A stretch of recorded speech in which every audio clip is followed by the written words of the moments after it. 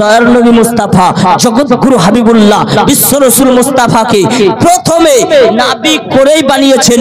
জিজ্ঞাসা করা হলো বিশ্ব রাসূলকে, মাতা ওয়াজাবাত লাকান নবুয়া, ইয়া রাসূলুল্লাহ ইয়া হাবিবাল্লাহ, আপনাকে কখন নবী বানানো হয়েছিল, আপনি কখন থেকে নবী? আল্লাহর নবী বলেন, কুনতু নাবিয়্যা ওয়া আদামু বাইনার রূহি ওয়াল জাসাদ, যখন থেকে হযরতে আদম আলাইহিস সালামের রূহ এবং জিসিম, যখন থেকে হযরতে আদম আলাইহিস সালামের জিসিম মুবারকে আপনার রূহকে দেওয়া হয়নি, রূহ ফোকা হয়নি, আমি মুহাম্মদুর রাসূলুল্লাহ সে সময় নবী ছিলাম।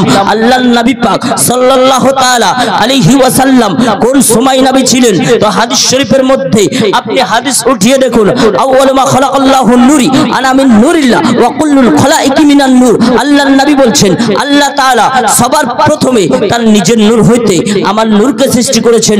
আনা মিন নূরিল্লাহ, আমি হলাম আল্লাহর নূর থেকে সৃষ্টি, আর तमाम জাহান হলো আমার নূর থেকে সৃষ্টি। বলুন সুবহানাল্লাহ। হযরতে জিবরাইল আলাইহিস সালামকে আল্লাহর নবী জিজ্ঞাসা করলেন, ও জিবরাইল বলো তোমার বয়স কত? তাফসীরে রুহুল বায়ানের মধ্যে এই ঘটনা আল্লামা ইসমাইল হাক্কি রাহমাতুল্লাহ আলাইহি উল্লেখিত করেছেন।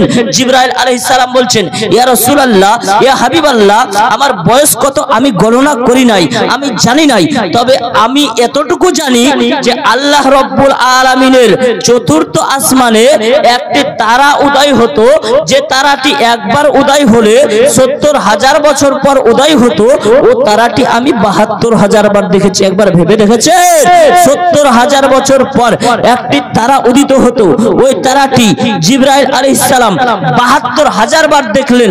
আর ওই তারাটি আল্লাহর নবী বলেন, ওয়া ইজ্জাতু রাব্বি আনা যালিকাল কাওকাবা, আমার রবের ইজ্জতের কসম করে বলি ও জিবরাইল, তুমি যে তারাটি দেখতে, সে তারাটি আমি নবী মুহাম্মদুর রাসূলুল্লাহ। বলুন সুবহানাল্লাহ। আল্লাহর নবীকে জিজ্ঞাসা করা হলো, ইয়া রাসূলুল্লাহ ইয়া হাবিবাল্লাহ, এ জিজ্ঞাসাকারী আর অন্য কেউ নাই, যার নাম আপনারা অনেকেই শুনেছেন, যিনি হলেন হযরতে জাবির রাদিয়াল্লাহু তাআলা আনহু। জিজ্ঞাসা করলেন, ইয়া রাসূলুল্লাহ ইয়া হাবিবাল্লাহ, আল্লাহ রাব্বুল আলামিন আপনাকে কখন বানিয়েছেন, কোন সময় থেকে আপনি নবী? এটা আপনার মুসনাদে আব্দুর রাজ্জাক, যিনি ইমাম বুখারী ও ইমাম মুসলিমের দাদা ওস্তাদ, ওস্তাদেরও ওস্তাদ ছিলেন, এই মুসনাদে আব্দুর রাজ্জাকের মধ্যে এই হাদিসখানা এসেছে। হযরতে জাবির রাদিয়াল্লাহু তাআলা আনহু জিজ্ঞাসা করলেন, ইয়া রাসূলুল্লাহ ইয়া হাবিবাল্লাহ, আল্লাহ তাআলা আপনাকে কখন নবী করে পাঠিয়েছেন, কখন নবী বানিয়েছেন?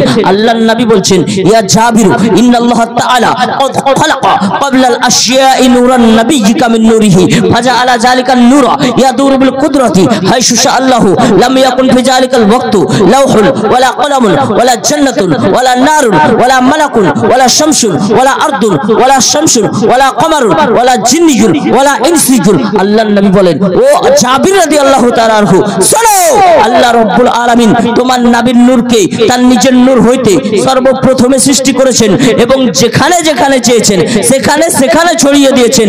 এমন অবস্থায় বানিয়েছে যে সময় আল্লাহ রাব্বুল আলামিন বানান নাই লৌহ, বানান নাই কলম, বানান নাই জান্নাত, বানান নাই জাহান্নাম, বানাননি চন্দ্র, বানাননি সূর্য, বানাননি জমিন, বানাননি আসমান, বানাননি ফেরেশতা, বানাননি আপনার আদমকে, এমনকি বানাননি মানুষ, বানাননি আপনার জিন। বলুন সুবহানাল্লাহ। নবী পাকের অস্তিত্ব কোথায় আপনি একটু লক্ষ্য করে দেখুন।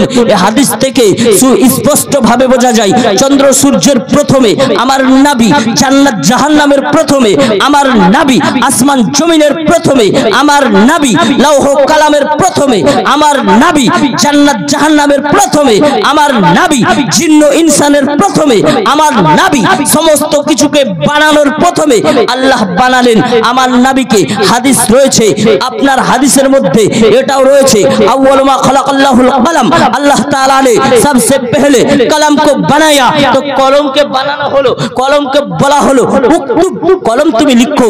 কলম জিজ্ঞাসা করছেন, ইয়া ইলাহুল আলামিন, আমি কি লিখবো, আমি কি লিখবো? কলমকে লিখতে বলা হলো, কলম বলছে, কলম তুমি লিখো। আল্লাহর কাছে কলম বলছে, ইয়া ইলাহুল আলামিন, আমি কি লিখবো? কলমকে আল্লাহ বলছেন, তোমার পূর্বে যেটা আছে সেটা লিখো এবং পরে যেটা হবে সেটা লিখো। তো পরেকার কথা বাদ দেন, পূর্বে কি আছে যে সেটা লিখবে? পূর্বে যেটা আছে সেটা হলো আমার নবী মুস্তাফার নূর। বলুন সুবহানাল্লাহ। সুস্পষ্ট বোঝা গেল এই নূরকে হযরত আদম আলাইহিস সালামকে যখন তৈরি করা হলো, তৈরি করার পরে আপনার রূহ দেওয়া হলো, তো রূহ বারবার বেরিয়ে চলে আসে, বারবার দেওয়া হয়, বারবার বেরিয়ে চলে আসে। রূহ আরজ করতে আরম্ভ করলেন, ইয়া ইলাহাল আলামিন, ওগো পরবর্তীকারে আলাম, এর ভিতরটা এত অন্ধকার, এত অন্ধকার, ইয়া ইলাহাল আলামিন, আমি এর ভিতরে অন্ধকারের মধ্যে থাকতে পারছি না। আল্লাহ বলছেন যে ওগো রূহ, তোমাকে তোমার ব্যবস্থা করে দিচ্ছি, আলোর ব্যবস্থা করে দিচ্ছি। হযরতে আদম আলাইহিস সালামের পৃষ্ঠে আপনার নবী পাক সাল্লাল্লাহু আলাইহি ওয়াসাল্লামের নূরকে দেওয়া হলো। তো আপনার নবী পাক সাল্লাল্লাহু আলাইহি ওয়াসাল্লামের নূরকে পাওয়ার পরে হযরতে আদম আলাইহিস সালামের ভিতর পুরো আলোকময় হয়ে গেল।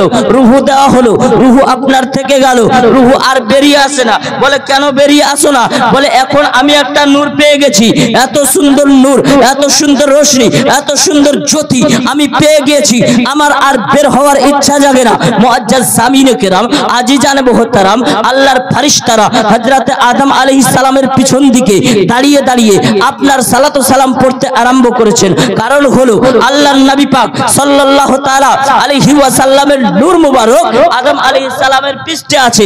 আদম আলাইহিস সালাম বললেন, ইয়া ইলাহাল আলামিন, আপনার ফেরেশতারা পিছন দিকে থাকবে, শোভা পাই না, ইয়া ইলাহাল আলামিন, আপনি সামনের দিকে নূরটা করে দিন, আমি ফেরেশতাদের জিয়ারত করব। আল্লাহ রাব্বুল আলামিন আদম নবীর পেশানিতে আপনার জালওয়া আফরোজ করলেন। আল্লাহ রাব্বুল আলামিন দয়ার নবীর নূরকে আদম নবীর পেশানিতে জাহির করে দিলেন। তো ফেরেশতারা সামনের দিক থেকে আপনার ওই নূরকে দর্শন করতেছেন। আদম নবী বলেন যে আমার পেশানিতে থাকবে আর আমি দেখতে পাবো না, এটা কি করে হতে পারে? আদম নবীর আপনার আঙ্গুলিতে সে নূর দেওয়া হলো। আদম নবীর সঙ্গে সঙ্গে নূরে মুস্তাফাকে চুম্বন দিয়ে চোখে বুলিয়ে নিলেন। এখান থেকে আপনার হযরতে আদম আলা নবিয়্যানা আলাইহিস সালাম এর কাছে আপনার নূর চলে গেল। সাজদার ঘটনা আপনারা সকলে শুনেছেন, সেদিকে নিয়ে যাব না। বিশ্বনবী মুস্তাফা সাল্লাল্লাহু আলাইহি ওয়াসাল্লামের কিছু সংক্ষিপ্ত জীবনী আপনাদেরকে শোনাবো। মুআজ্জাজ সামিনে কেরাম, আজিজানে মুহতারাম, হযরতে আদম নবী থেকে শীষ নবী, শীষ থেকে আপনার আস্তে আস্তে ইব্রাহিম নবী, এরকম করতে করতে হযরতে আব্দুল্লাহ রাদিয়াল্লাহু তাআলা আনহু পর্যন্ত আপনার নূর চলে এসেছে। তবে একটি ইখতিলাফি ঘটনা রয়েছে, হযরতে আদম নবী পাক সাল্লামের কত জোড়া আপনার সন্তান ছিল আপনারা কেউ জানেন? হযরতে আদম নবী আলাইহিস সালামের সন্তান ছিল 110 জোড়া। বলুন সুবহানাল্লাহ। ইখতিলাফ রয়েছে, তবে প্রসিদ্ধ মত থাকে, সে প্রসিদ্ধ মত হলো 110 জোড়া সন্তান, অর্থাৎ 120টি সন্তান। আরে 120টিতে শেষ নয়, আরো একটি বাকি আছে। 110 জোড়া সন্তান পরস্পর জন্ম নিয়েছেন, একটি ছেলে একটি মেয়ে, জোড়া জোড়া সন্তান জন্ম, একটি ছেলে একটি মেয়ে, একটি ছেলে একটি মেয়ে, জয়বার জন্ম নিয়েছে 110 বারে, 110টি ছেলে 110টি মেয়ে, এরকম ভাবে আপনার সন্তান জন্ম নিয়েছে। আপনার মুআজ্জাজ সামিনে কেরাম 110টি ছেলে আর 110টি মেয়ে। তো সেই সময় তো আদম আলা নবিয়ানা আলাইহিস সালামের ছেলে মেয়ে ব্যতীত গোটা দুনিয়াতে কোন ছেলে মেয়ে ছিল নাকি? কোন ছেলে মেয়ে তো ছিল না। তো বিবাহের সিস্টেমটা কিভাবে ছিল?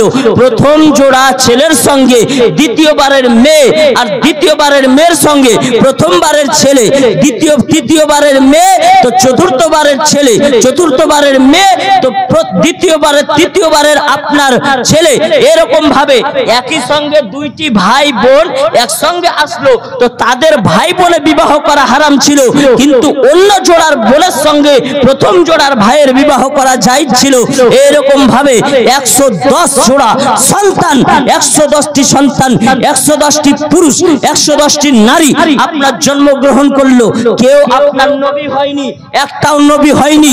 সর্বশেষে একমাত্র একটি সন্তান জন্মগ্রহণ করলো, একমাত্র 111 নম্বরে গিয়ে একটি সন্তান জন্মগ্রহণ করেছেন, সেটা নবী হয়ে গিয়েছেন। কারণ যিনি নবী হবেন তার শরীক কেউ হবে না, তার সঙ্গে কেউ, তার অংশীদার কেউ হবে না। তো একটি মাত্র সন্তান জন্মগ্রহণ করলো, পুরুষ সন্তান জন্মগ্রহণ করলো, কোনো বোন হলো না। তো তার সঙ্গে কার বিবাহ হবে? এদিকে 110টা 10টা তো মিল হয়ে গিয়েছে। আর আল্লাহর নবীর তো নূর হযরতে শীস আলাইহিস সালামের পেশানিতে এসেছে। হযরতে আদম থেকে নিয়ে শীস আলাইহিস সালামের পেশানিতে আপনার আল্লাহর নবী পাকের নূর মোবারক চলে এসেছেন। তো আপনি হয়তো ভাববেন যে প্রথম জোড়ার যে বিবাহ হয়ে গিয়েছে তাদের মেয়েদের সঙ্গে হয়তো হবে না, এটা সখ্ত হারাম। ভাতিজিকে বিবাহ করা যায় না, ভাতিজাকে বিবাহ করা যায় না। মুআজ্জাজ সামিনে কেরাম, আজিজানে মুহতারাম, আল্লাহ রাব্বুল আলামিন একটি হুর পাঠিয়েছেন আর হুরের সঙ্গে হযরতে শীস আলাইহিস সালামের বিবাহ হয়ে গিয়ে সেখান থেকে আস্তে আস্তে দয়ার নবী পাকের নূর হযরতে ইব্রাহিম আলাইহিস সালাম, সেখান থেকে নিয়ে ইসমাইল আলাইহিস সালাম, ইসমাইল থেকে নিয়ে আব্দে মানাব থেকে নিয়ে আব্দুল মুত্তালিব থেকে নিয়ে আব্দুল্লাহ থেকে নিয়ে হযরতে আমেনা রাদিয়াল্লাহু তাআলা আনহার গর্ভে আমার নবী পাকের নূর আগমন করতেছেন। আপনি শ্রবণ করুন। অনেক ঘটনা ছেড়ে দিলাম, সব স্টেশন ধরলে হবে না, মাঝে মাঝে প্ল্যাটফর্ম বাদ দিয়ে জীবনে না শোনালে আপনার সময় পাওয়া যাবে না। তো হযরতে আব্দুল্লাহ রাদিয়াল্লাহু তাআলা আনহুর পেশানিতে আমার নবী পাকের নূর আপনার চলে এসেছেন।